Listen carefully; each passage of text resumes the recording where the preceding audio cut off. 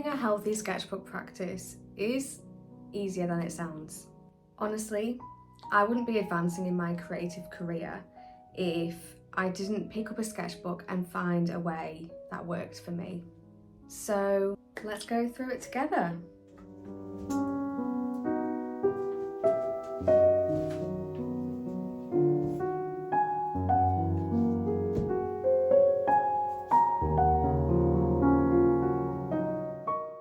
I had never thought of working within a sketchbook until I was gifted one a few years ago.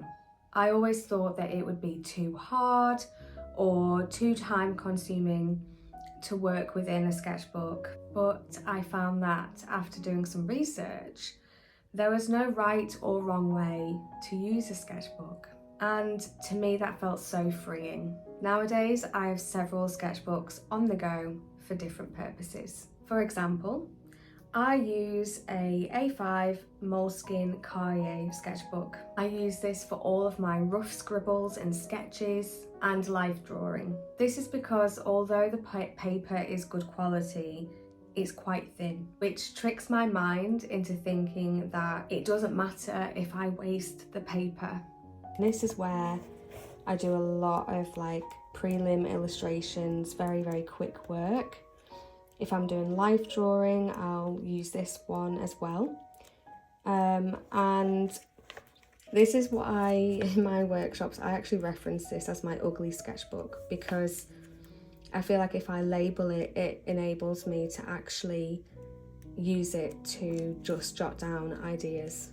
And it's a really great way to be able to get the work down quick and move on to the next page, which is really good, and it's great for ideas building, and it's portable. It's A5 in size, so these ones I genuinely take with me out and about, and you can see that it's quite see-through, and that gives a real good indication of that it's not it doesn't feel like it's good quality, even though it is. It's an amazing sketchbook. I would recommend anyone purchase one. But so that's another one that I like to use, and every now and then I'll use pencil. There's been times where I've used a little bit of watercolour just to get some water down, and I don't mind if it buckles, because this is purely for exploring and having a play. I also use a Watercolour A5 Moleskin sketchbook to play with colour and ideas, and this is where I usually create finished pieces of work. Not everything in here is finished, but I basically started one day, and I always generally start each sketchbook with a colour palette tryout.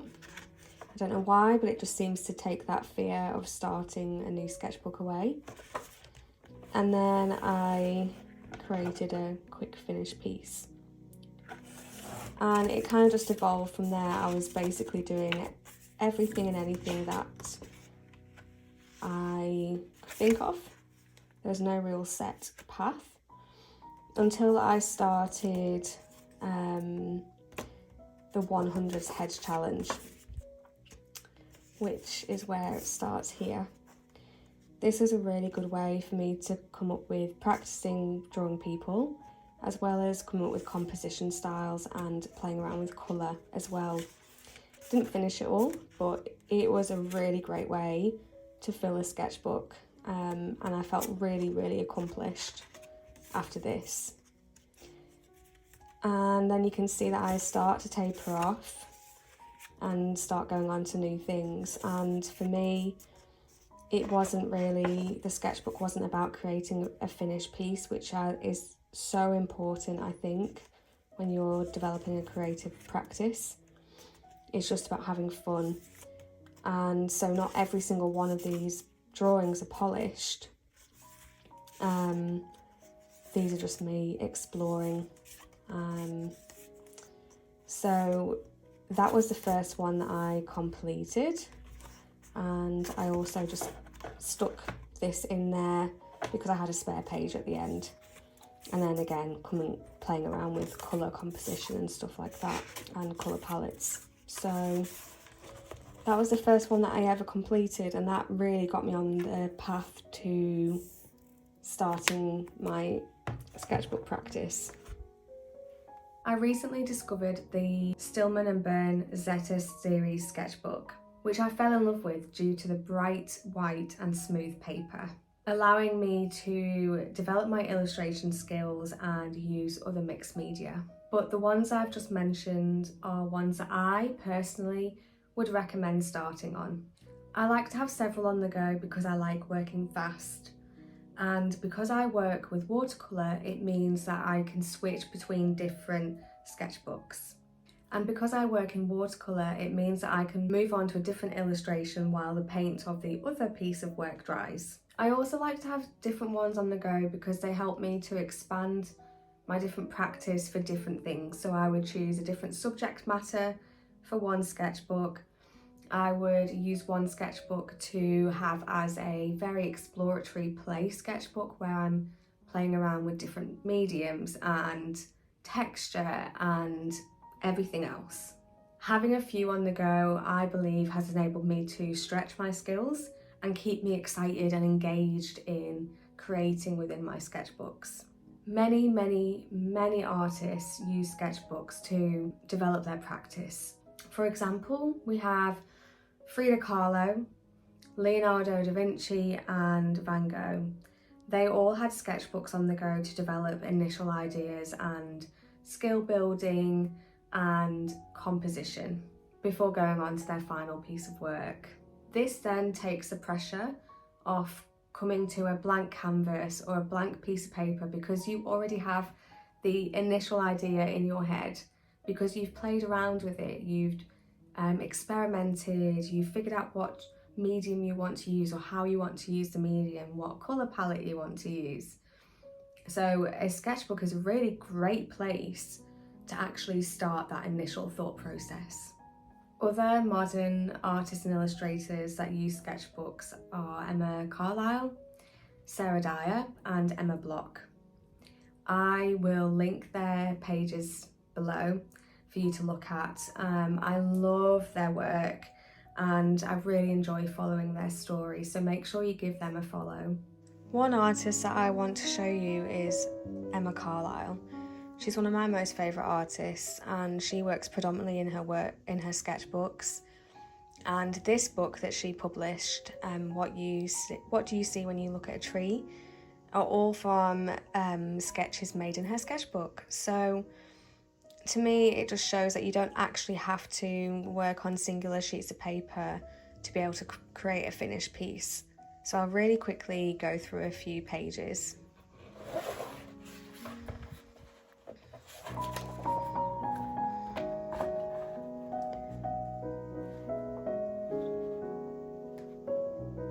You can really see that these sketches came from observation, and these are observation from where she lives, and she just has such a beautiful way of simplifying shapes and playing around with colour.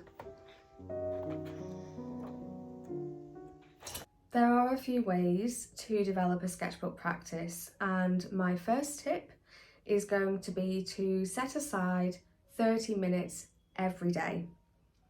When I first started, I would set a timer for 30 minutes and I would make myself sit and do something, whether it was working off a reference photo from Pinterest or staring at my window and painting and drawing a bird moving around in the garden. And if I had family things going on like dinner time, movie nights, I would sit down and at the table with the kids and sketch and draw while they're eating dinner and have a conversation with them. Or if we're all watching a movie, I would put my lamp on and have half an hour to do my sketching and painting. The second tip is to figure out exactly what you like painting and drawing. It could be flora and fauna, it could be landscapes, it could be people, it could be buildings. So I would recommend that you pick one subject matter that you enjoy most and stick to that. It could be for a month, it could be for 2 weeks, it's totally up to you, but I would delve into that one subject matter, and from there you can look at using different materials or different colour palettes to really evolve that subject matter. Tip number 3, I really love art challenges. The first one that I took part in was the 100 Heads Challenge on Instagram. This is because I really wanted to develop my portrait practice, because I did not feel confident with painting and drawing people at all. And nowadays it's what I do most. So I would set myself again half an hour and I would do that challenge once a day. And immediately within a week I could see my skills building.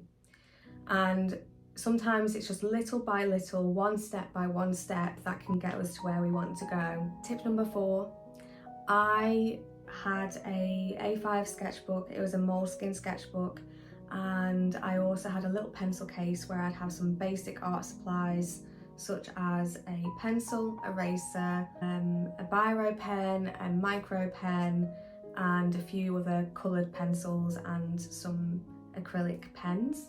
And I would always, and I still use it now, I have that as my very specific outdoors kit.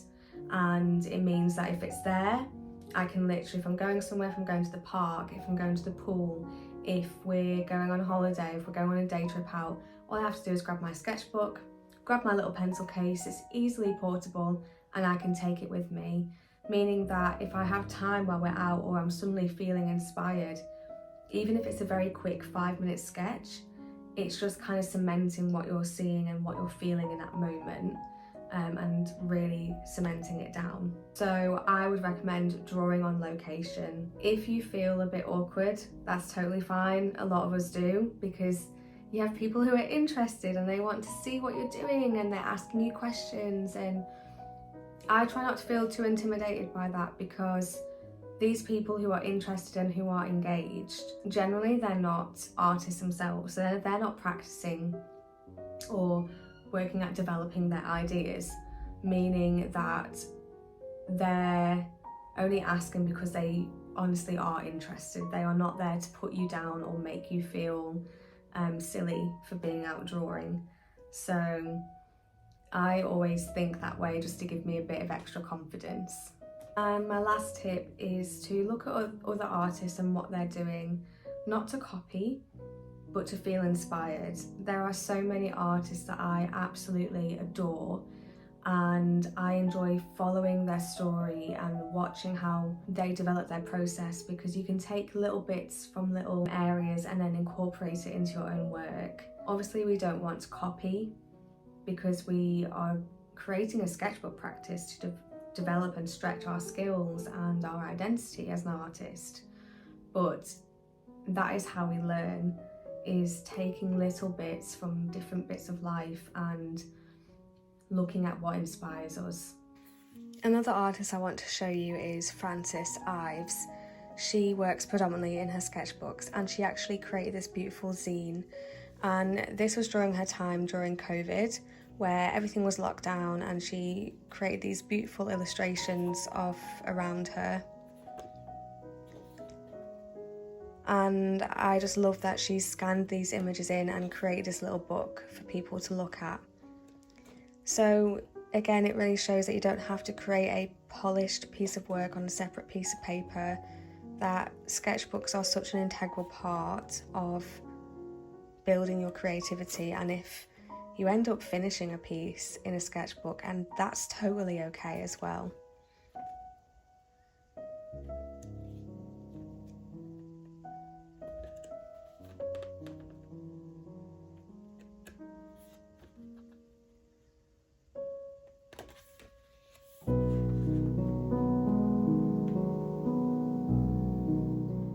I really hope this video has helped. Sometimes you just need someone to give you a starting point, to head you in the right direction. And if you have any questions, or you want any other bits of advice, please let me know. I generally will always comment back.